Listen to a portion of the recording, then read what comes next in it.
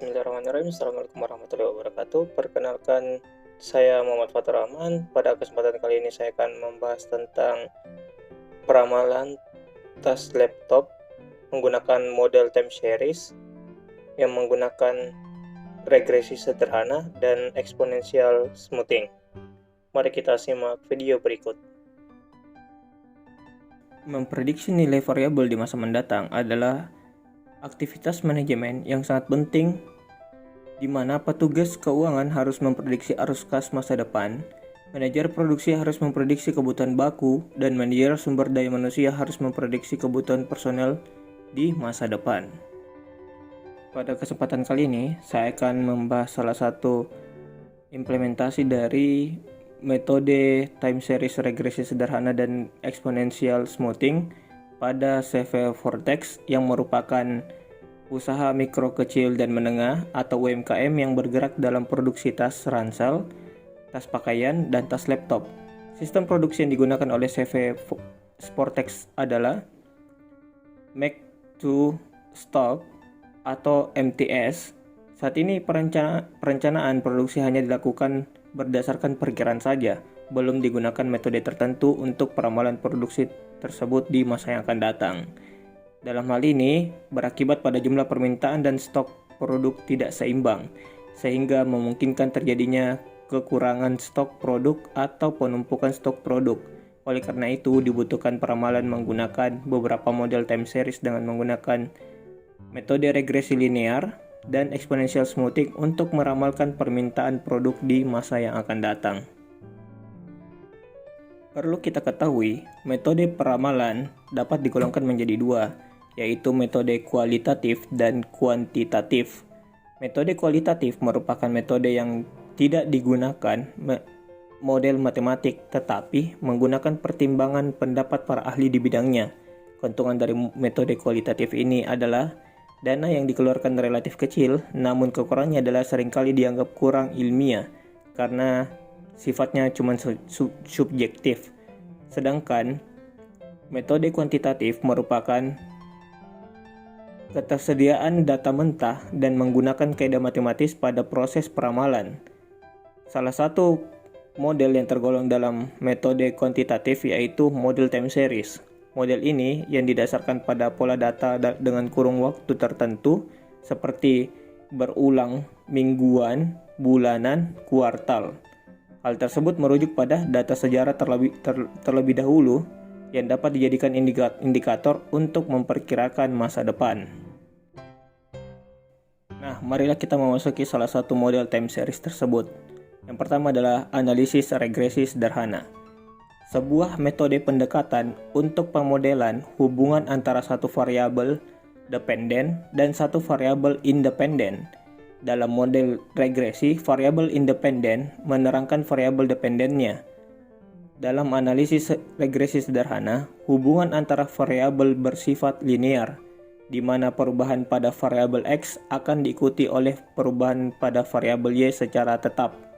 Sementara pada hubungan nonlinear, perubahan variabel X tidak diikuti dengan perubahan variabel Y secara proporsional.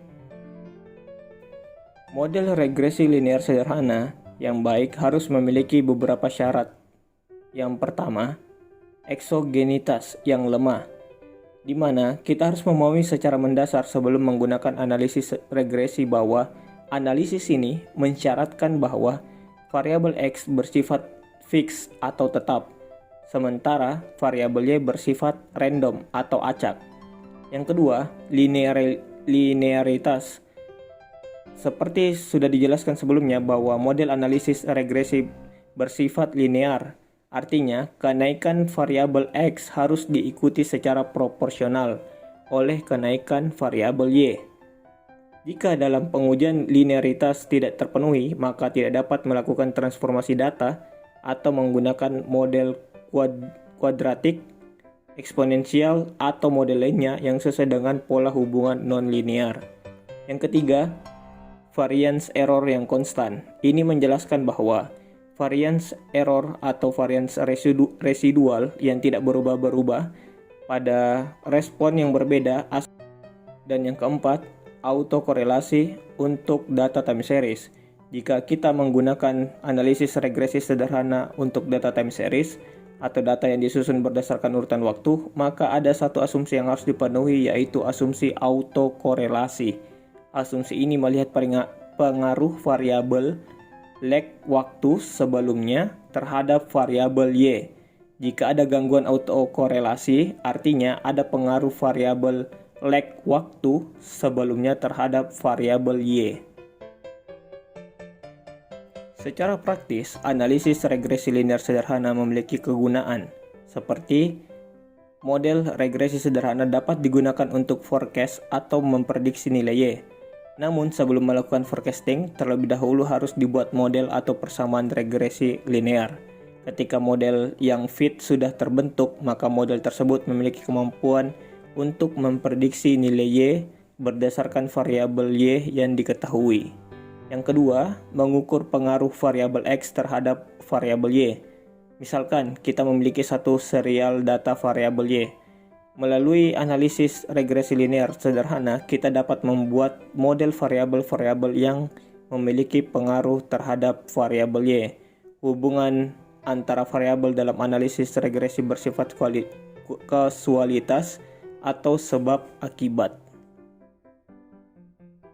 Selain menggunakan metode regresi linear, digunakan juga metode exponential smoothing untuk membandingkan hasil pengolahan data agar didapatkan hasil peramalan teroptimal yang untuk digunakan.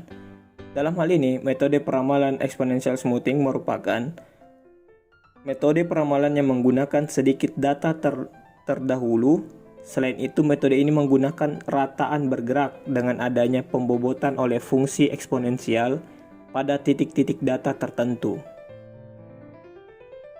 Sebelum kita memasuki inti pembahasan dari yang dialami oleh CV Sportex, kita perlu mengetahui apa yang dimaksud dengan nilai ketepatan prediksi. Ketepatan ramalan merupakan suatu hal yang penting untuk peramalan, yaitu bagaimana mengukur kesesuaian antara data yang sudah ada dengan data peramalan. Ada beberapa perhitungan yang biasa digunakan untuk menghitung kesalahan peramalan total. 3 dari perhitungan yaitu yang paling terkenal, deviasi mutlak rata-rata atau mean absolute deviation yang disingkat dengan MAD. Yang kedua, kesalahan kuadrat rata-rata atau mean square error atau disingkat dengan MSE. Dan kesalahan persen mutlak rata-rata, mean absolute percentage error. Mean absolute deviasi, metode ini untuk mengevaluasi metode peramalan menggunakan jumlah dari kesalahan-kesalahan yang absolut. Metode ini mengukur ketepatan ramalan dengan merata-rata kesalahan dugaan nilai absolut masing-masing kesalahan. Metode ini berguna ketika mengukur kesalahan ramalan dalam unit yang sama sebagai deret asli. Yang kedua, mean square error, metode lain yang mengevaluasi metode peramalan, masing-masing kesalahan atau sisa dikodratkan.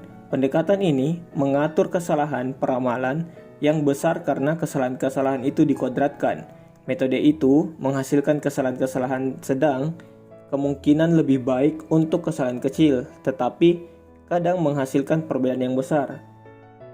MSE merupakan cara kedua untuk mengukur kesalahan peramalan secara keseluruhan. Merupakan rata-rata selisih kuadrat antara nilai yang diramalkan dan yang diamati. Kekurangannya bahwa MSE cenderung menonjolkan deviasi yang besar karena adanya pengkuadratan. Dan yang terakhir adalah mean absolute percentage error atau MAPE. Dihitung dengan menggunakan kesalahan absolut pada tiap periode dibagi dengan nilai observasi yang nyata untuk periode itu, kemudian merata-rata kesalahan persentase absolut tersebut. MAPE merupakan pengukuran kesalahan yang menghitung ukuran persentase penyimpangan antara data aktual dengan data peramalan. Ini merupakan data penjualan tas laptop dari bulan Januari hingga bulan Desember 2021. Berikut merupakan hasil pengolahan peramalan berdasarkan metode regresi linear sederhana.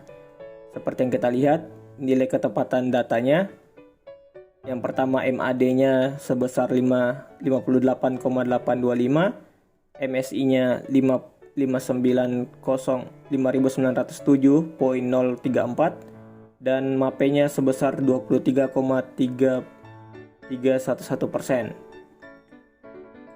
Pada tabel ketiga, ini merupakan hasil pengolahan peramalan berdasarkan metode exponential smoothing. Kita bisa melihat datanya, ada nilai ketepatan data tersebut.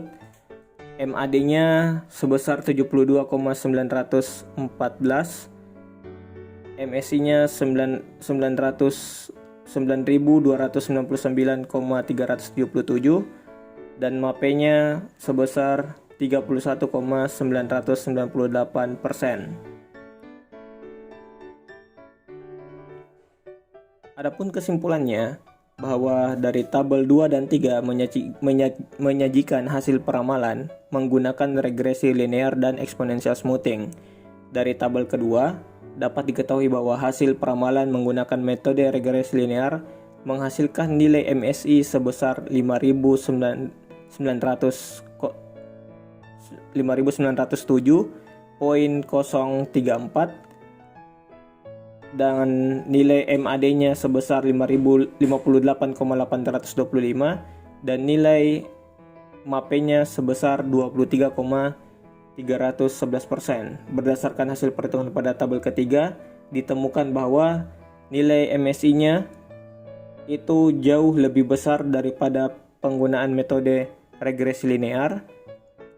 Begitupun juga nilai MAD-nya dan nilai MAPE-nya jauh lebih besar daripada penggunaan metode regresi linear, dan dapat disimpulkan bahwa penggunaan metode regresi linear itu memperoleh nilai paling kecil di antara ketiga nilai ketepatan data tersebut.